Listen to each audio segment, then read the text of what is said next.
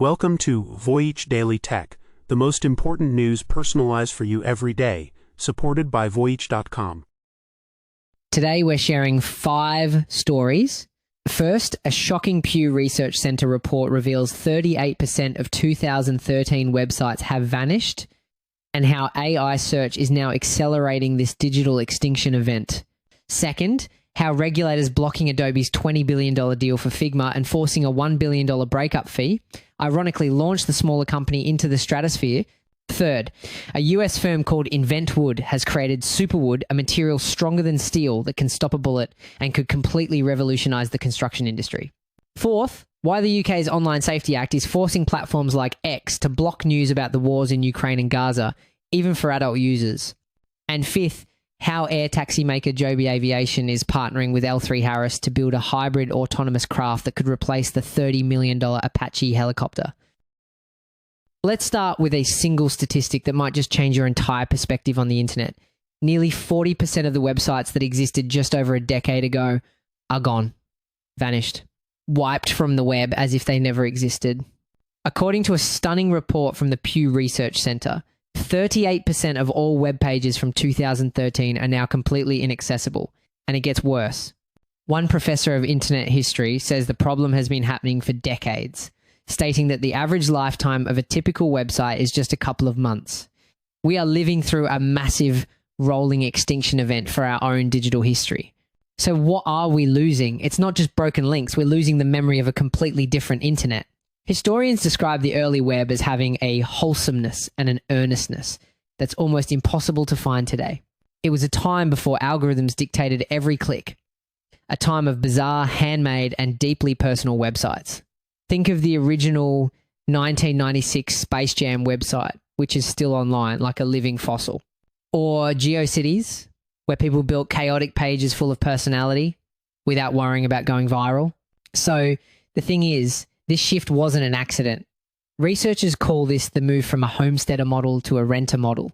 Early on, we were all digital homesteaders, building our own unique plots of land on the web. But then came the big platforms, social media offering easy tools, free hosting, and a built-in audience. It was just simpler to rent space on a centralized platform than to build your own site from scratch. That convenience led to the more standardized commercial web we have today. The core conflict is clear. The weird, free, and personal web is being replaced by a polished, predictable, and commercialized internet. And here's where it gets interesting. Some experts fear this is about to accelerate. Radical changes in AI and search engines could make individual websites unprofitable, threatening the very economic system that built the web we know. When you ask a question and an AI gives you a neat summary right on the search page, you no longer need to click on the original websites that provided that information. Publishers are already seeing devastating traffic losses. Some report drops of 20% to 70%. When a website's traffic disappears, so does its ad revenue. Believe it or not, the very system that created all this knowledge is being starved by the AI that feeds on it. The open web is at risk, but there is a resistance. A nonprofit called the Internet Archive is in a race against time, and it has already saved over 946 billion web pages in its Wayback Machine, creating a digital museum of our past. The real-world consequence here is profound. The Internet Archive is a non-profit running on a surprisingly modest budget for the monumental task it's undertaking. We're talking about storing over 100 petabytes of data. That's 100 million gigabytes. And saving a web page isn't just about saving the text. Interestingly enough, to truly preserve the experience of an old website, you have to preserve the obsolete technology it ran on, like Flash. Archivists use a technology called emulation, which is basically a time machine for software. They create a virtual reality version of an old computer and browser just so you can see that dancing hamster animation exactly as it was meant to be seen. It's an incredibly complex and expensive race against digital decay. It all paints a picture of an internet that used to feel like wandering through a college dorm, knocking on random doors just to see how people decorated their rooms. You never knew what you'd find. It wasn't always more functional, but it was weirder, freer, and far more personal. As today's internet becomes more automated and impersonal, the question is, what have we traded for all this polish? Speaking of the tools that build our digital world, an incredible David and Goliath story just played out. A tech giant paid $1 billion to not buy its biggest rival And that might be the best thing that ever happened to that rival. The company is Figma, the design software that took Silicon Valley by storm. The giant was Adobe, which saw the threat coming and put a massive $20 billion acquisition deal on the table. It was a done deal, a classic case of a titan absorbing the competition. Now, get this. What made Figma so dangerous wasn't just its design features. Its killer feature was its collaborative nature, meaning designers weren't the only ones using it. In fact, research shows that a staggering 2/3 of Figma's active users are non-designers, people like engineers, marketers, and executives who all need to interact with design files. Figma wasn't just a tool. It was becoming the central hub for how entire companies built products. That's what had Adobe so worried. But that's when the story takes a wild turn. Regulators in the UK stepped in, worried the deal would crush competition. After months of fighting, the deal was officially scrapped.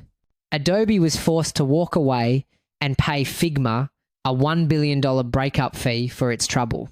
That $1 billion fee wasn't just a consolation prize. You know, it was nearly triple the total amount of venture capital Figma had raised up to that point. It was a massive injection of cash that gave the company a powerful financial cushion, allowing it to accelerate its roadmap and expand its team without any pressure from outside investors. For most companies, losing a $20 billion payday would be a catastrophe. For Figma, it was a launch pad. Just months later, Figma went public, and its market value skyrocketed to over $71 billion. That's more than 3 times what Adobe offered. The irony is staggering. Years before the deal, Figma's CEO Dylan Field famously tweeted, "Our goal is to be Figma, not Adobe." And in a way, the regulators made his wish come true, making him a billionaire many times over in the process. This is the same company that Microsoft executives once told, "Look, we're all worried you're going to die as a company." Now, it's a dominant force that even Adobe couldn't swallow. However, if you zoom out, you'll see another layer of strategy at play. Figma just unveiled its new AI-powered tools, entering a new war for the future of creativity. The company is trying to pivot from being a tool for human designers to an AI-enhanced creation engine. We're talking about new features that can help automate routine tasks like generating designs or even building simple websites, allowing designers to focus on bigger, more strategic ideas. The wild part? The CEO has said that the rise of AI was one of the primary reasons he wanted to do the Adobe deal in the first place. He thought they needed the giant's resources to compete. After surviving a fight with a corporate giant and winning big on Wall Street, the ultimate question remains, can Figma conquer the one rival that can't be bought or regulated, artificial intelligence itself? We've been talking about the intangible world of software, but now let's shift to something you can literally touch, something that could change the very buildings we live in. A US-based firm called Invent Wood has created a new type of wood that it claims is stronger than steel and can stop a bullet. I know what you're thinking.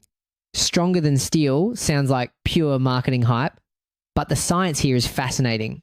We're not talking about strength in every single category, but specifically its strength to weight ratio. Research shows that the specific tensile strength of this densified wood actually surpasses that of many high-strength steels and even titanium alloys. It's incredibly strong for its weight. In lab tests, a gas gun fired a projectile that blasted straight through a piece of natural wood. But when fired at this new, heavily modified version, it failed to penetrate. So, how do they do it? The process is a complete transformation. They take regular timber, treat it to remove certain polymers, and then compress it so intensely that they squeeze out about 80% of its volume. At a microscopic level, what they're doing is removing a polymer called lignin. It's basically the natural glue that holds wood fibers together and makes them rigid. By chemically washing some of it away, they make the wood more flexible for the next step. Then, under immense heat and pressure, the cell walls of the wood collapse and the cellulose fibers become super aligned and packed together, forming new, powerful hydrogen bonds. This creates a material so dense and strong, it changes the game. And the potential applications are staggering. The company's co-founder, Alex Lau, suggests the product could be used in military battlefield shelters. But that's not the whole picture. The real turning point is how this could disrupt the global construction industry. Materials like concrete are associated with huge greenhouse gas emissions. Wood, on the other hand, actually stores carbon. The problem has always been that natural timber isn't strong enough for certain jobs, like forming the structural frames of skyscrapers. Superwood aims to solve that. The company says it's not only strong, but also fire resistant and can survive wood-eating insects. They even say it can be made from fast-growing bamboo, which could be harvested in just 3 or 4 years, creating an incredibly efficient way to pull carbon from the atmosphere. Now, this sounds like a perfect solution, but it does raise some important questions. A huge demand for fast-growing species like bamboo could reshape forestry, potentially leading to large-scale monoculture plantations. These can sometimes impact local biodiversity and soil health, so striking a balance will be key. While some experts want to see more data on how it holds up to weather over time, the technology is already here. And that's not the only hurdle. Actually, getting a revolutionary new material into our cities isn't just about lab tests. It's about convincing the incredibly conservative construction and insurance industries. Think about it. Insurers are very cautious about fire and water damage risks with any wood product. For mass timber projects, insurance premiums can already be 5 to 7 times higher than for concrete buildings. So for a new material like Superwood, there's a huge challenge in proving its long-term safety and reliability to get the financing and insurance needed to actually build with it. It begs the ultimate question. Could the cities of the future be built not from steel and concrete, but from bulletproof wood? And as we imagine that future, there's one more question we have to ask. What happens at the end of a building's life? This isn't natural wood anymore. It's heavily processed. Can it be recycled, or does it become a new kind of high-tech waste? Solving that end-of-life puzzle will be just as important as perfecting the material itself. From an innovation that could build our future to a new law that might be walling it off, our next story looks at how a UK law designed to protect children is now blocking the public from seeing news about the wars in Ukraine and Gaza. In an attempt to comply with the UK's Online Safety Act, social media giants are now restricting wide-ranging public interest content. The stated goal of the Act is to make the UK the safest place in the world to be online, especially for children. The law requires platforms to implement what it calls highly effective measures to detect and remove illegal and harmful content. But the challenge, as we're about to see, is that harmful can be incredibly difficult for an algorithm to define. The stakes are enormous. Companies face fines of up to £18 million or 10% of their entire global revenue if they fail to comply. But the results are raising alarms. On the platform X, a video of a man in Gaza searching for his family was restricted, despite showing no graphic imagery. A clip of a Russian drone being destroyed mid-flight in Ukraine met the same fate. Even a speech from inside the UK Parliament, where an MP described a horrific crime, was blocked on X while remaining freely available on Parliament's own website. So why is this happening? After all, the core of the problem is the massive reliance on automated AI systems after huge layoffs of human content moderators. These algorithms are just not smart enough to understand context. They can't easily tell the difference between a historical painting of a battle and real-life graphic violence, or between a parliamentary debate about a horrific crime and content that actually promotes that crime. They just see keywords and patterns, and to avoid those massive fines, they block first and ask questions later. That MP, Katie Lamb, fired back, saying, "The British state won't protect children from mass gang rape, but it will protect adults from hearing about it." And the situation presents a fascinating duality. This new digital wall could affect a massive number of people. Data shows up to 59% of Reddit users and 37% of X users browse while logged out, meaning they will now experience the internet in the same way as a child. The societal implications of this are huge. When you create a default, heavily sanitized internet for a massive portion of the adult population, you risk creating what experts call a filter bubble. People are shielded from diverse viewpoints and challenging information, which is essential for healthy public debate. It effectively limits access to the full picture of what's happening in the world, which can lead to a more polarized and less informed society. Ex-owner Elon Musk has been fiercely critical, stating the law's purpose is suppression of the people. But one expert from the London School of Economics raises another possibility, suggesting companies might be intentionally over-blocking to undermine the act. This is a critical point. What the expert is suggesting is a strategy known as malicious compliance. That's when you follow the rules so perfectly and literally that you expose how flawed or impractical they are. The idea is that by aggressively overblocking content, platforms can trigger a public backlash against the law itself, hoping to force lawmakers back to the drawing board. It's a high-stakes protest disguised as obedience. Now, the UK's media regulator is warning firms they could be fined not only for failing to protect children, but also for breaching freedom of speech, putting them in an impossible position. This brings us to the regulator's ultimate dilemma. The UK's media watchdog Ofcom has to be the referee in a game with conflicting rules. On one side, they must punish companies that fail to protect kids. On the other, they must also punish those same companies if their safety measures go too far and censor legitimate free speech. It's a regulatory tightrope walk, and it's not yet clear how they'll decide when a platform has crossed the line from protection to censorship. This comes as many of these same companies have dramatically slimmed down their moderation teams. So, with tech giants caught between massive fines and accusations of censorship, the question is, who now gets to decide what the public is allowed to see? That reminds me, the complex role of AI isn't just shaping what we see online, it's also about to reshape the battlefield. A top military executive just asked a question that could upend the entire defense industry. Is the future of air support a $30 million Apache helicopter, or is it something smaller, cheaper, and autonomous?